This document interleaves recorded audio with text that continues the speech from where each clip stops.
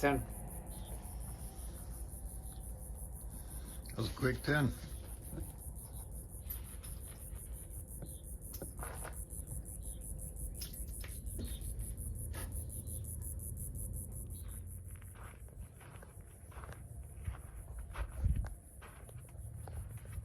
Yeah, I expected we'd have a couple pulled, but that's pretty well in. Given how much I had to adjust the sights, I'm happy with that. It's very nice. Yeah, it took, I want to say it was a good 30 clicks of elevation in order to get it down. It was way high when I first got it. Way high. Yeah, that's a huge adjustment. All right, loading this one because we didn't cover it before in the other video. The follower in the magazine tube clicks into place, so we just rotate it out, slide our follower, and drop our rounds in the slot.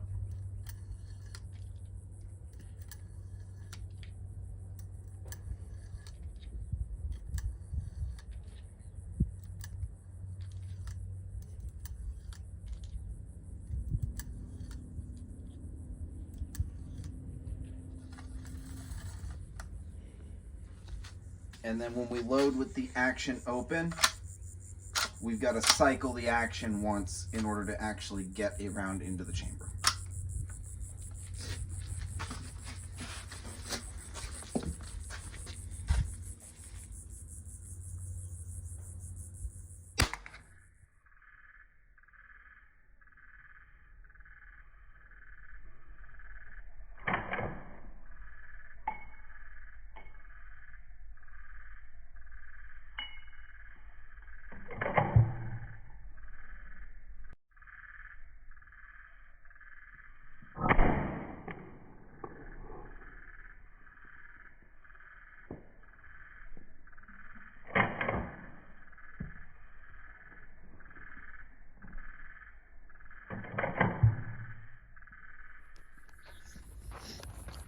Happens because I'm cool like that.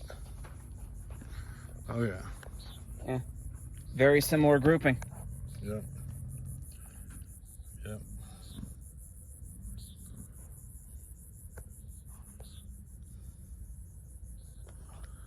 Now we go there. Yeah, that one's next.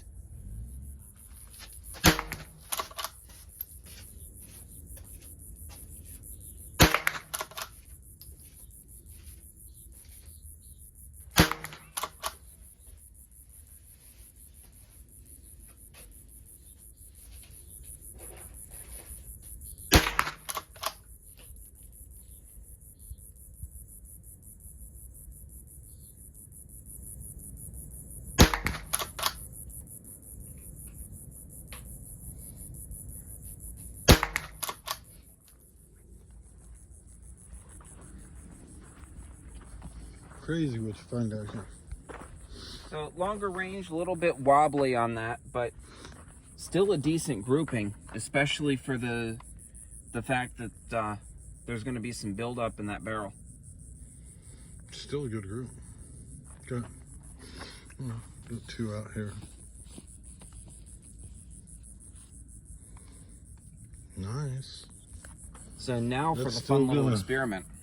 That's still gonna thump a person. What's that? I got 22 short to try with it. Oh! Apparently 22 short's supposed to cycle in this thing. In the Rossi? Yes. Oh. So we're going to give that a shot. I got it. Give it a shot. No pun intended. Oh, damn. No pun, like pineapple? Okay, I'll be quiet. 22 short. All right, so there we go. That'll do. That'll be enough. Got a little bit of an experiment to try. If I can get these out of here. So this is 22 short compared to 22 long.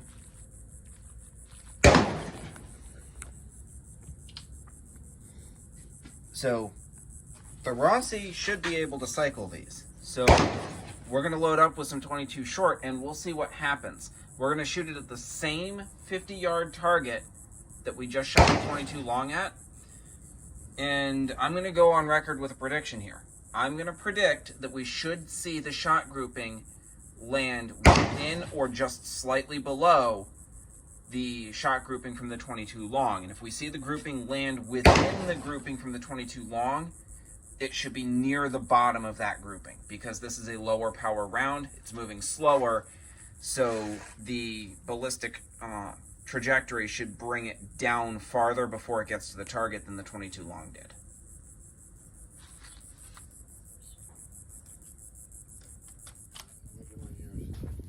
Well, it went home and it'll extract.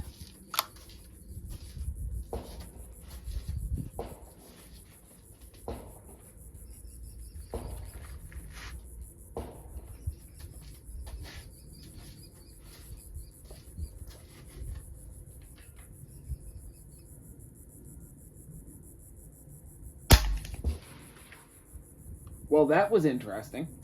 What the hell was that? That sounded like an air rifle. 22 short. Are you serious? Can you grab that? I have no clue what it. Then I'm gonna get up and look for it. All right, hold on. Here's one of mine. All right, so we found the brass. 22 short. 22 long. Little bitty. But that was an interesting little thing when that went off. It felt like a 22 squib. And the gun didn't move. And it was really quiet. Interesting little thing to say the least. That's the first thing I thought was squib load.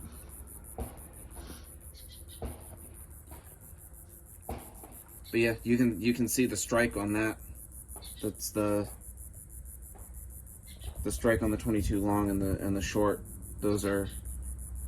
That's one heck of a strike that hammer gives on that.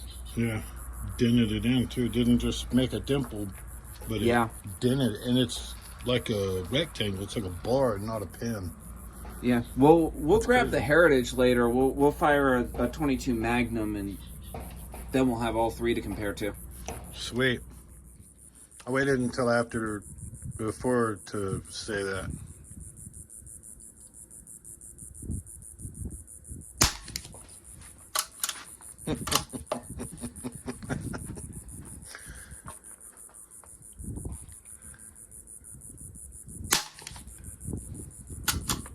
Yeah, trying to catch more of the brass for classes.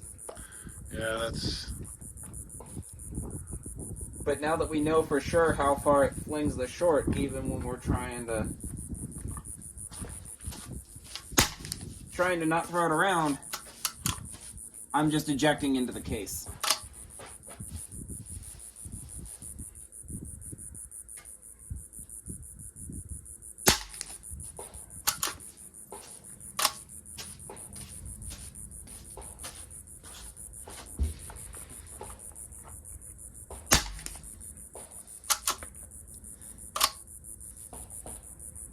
That'll also help me keep count.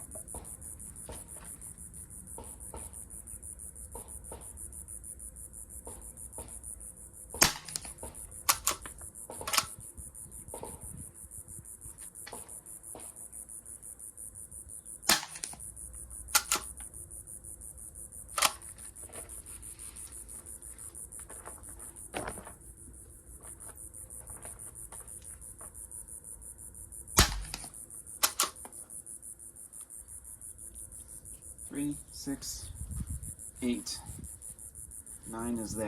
So this is the last one.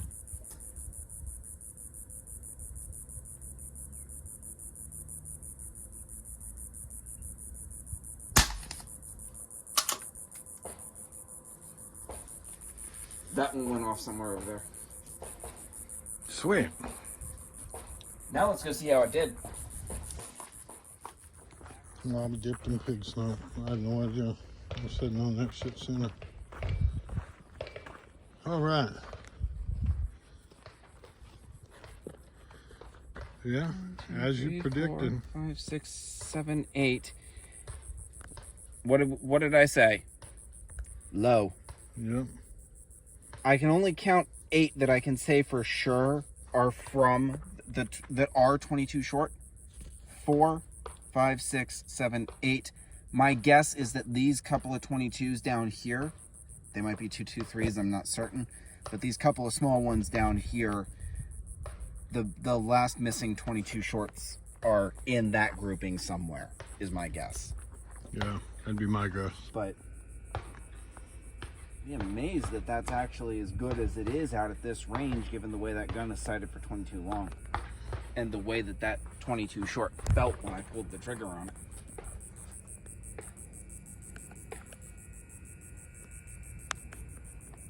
Yeah, now I'm zoomed all the way out. That's accurate right there. 50 yards. So that's still doing pretty good for that. Yeah, no, I'm impressed. A tiny little bullet in that distance and just inches below. No, looking good to me.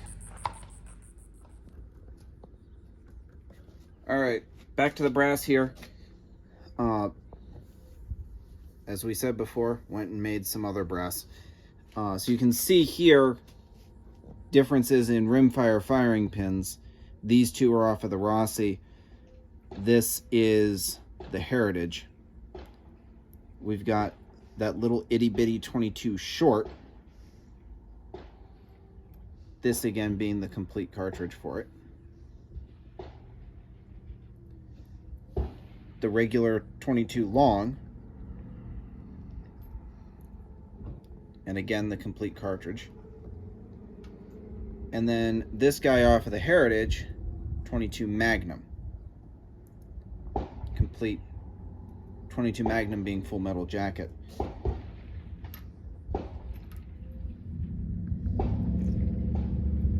Really puts into perspective just how small that 22 short is.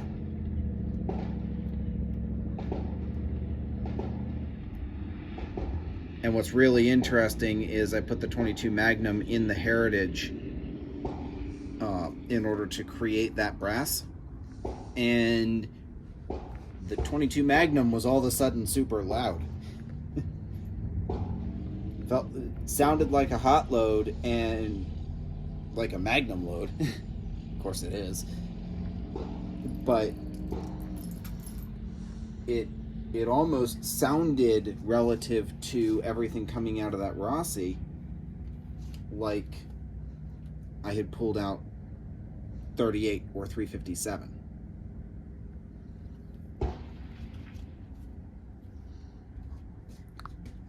Definitely interesting.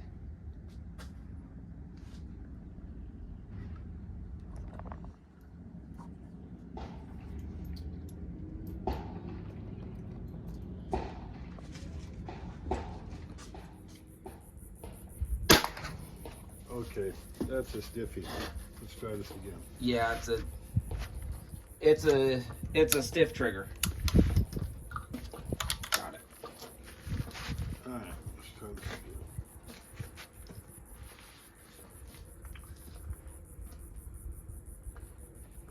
All right.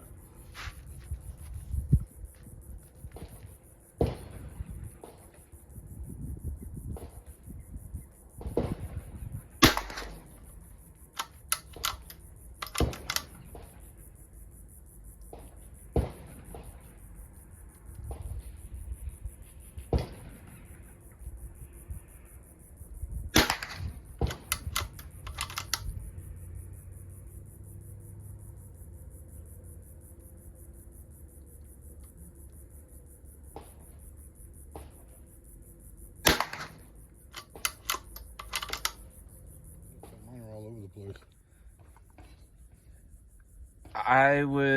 I would argue that that's going to be at least a decent portion of your shot grouping, because the 22 Magnum that I shot came out of that 4-inch barrel with one hand that's wildly inaccurate when you start to go those kinds of distances. Wildly inaccurate. I'm guessing that these up here are the pistol. Oh yeah. Man, that thing is fun as hell to shoot. So we're gonna grab our targets and move down.